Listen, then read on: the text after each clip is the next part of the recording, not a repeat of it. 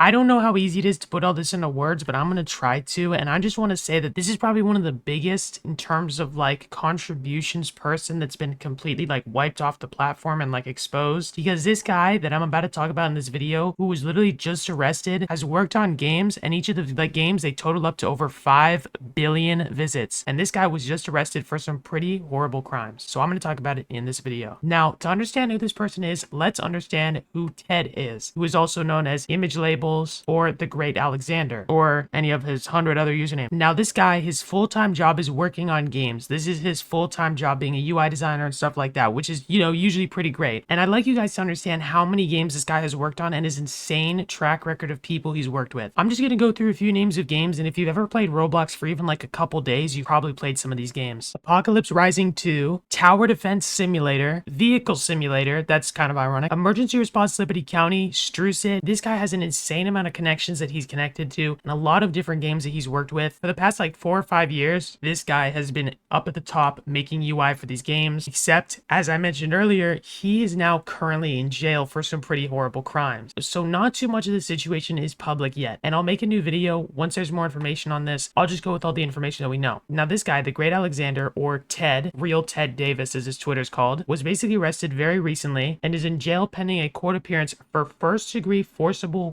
felony conspiracy and providing alcohol to someone under 21. He's on a $300,000 bond and faces between 12 years and lifetime jail. Him and maybe I think a friend or a colleague or someone did this horrible thing, and now he is in jail and pending like an actual trial. It was not clear when exactly it happened, but the police described the incident as an isolated case. Town officials said the Marines knew the victim, who was receiving support via victim's advocate. Police officials said they could release no further information Monday to protect the victim's identity and the integrity of the case. The investigation is ongoing, and a bunch of information is still coming out. They say they take the charges extremely seriously. This is insane because this guy's up at the top on a children's platform. He's someone who has a ton of connections and his life was going pretty great. I mean, he literally said himself he's a full-time Roblox developer, but now I guess he throws away his life for this horrible thing that he did. And I'm very, very glad that he's in jail, and I hope that if this is 100% true, which I'm of course saying this is all alleged, if this all ends up being true and this all ends up, then I hope that there is very significant justice done. I hope you guys understand that this guy has connected with so many games. I'm not saying these games are in any sort of trouble. They had no idea he was going to do this, but the fact that this guy is just so major in the Roblox scene is just pretty crazy to me, and I will 100% be giving you guys more information once it comes out. I want you guys to please pray for the victim, and I really hope that there's justice done in this situation and scenario. I do just want to reiterate that these games that have worked with him, they probably had no idea what he did. I doubt that any of them had any idea, and I'm very glad that he's in custody.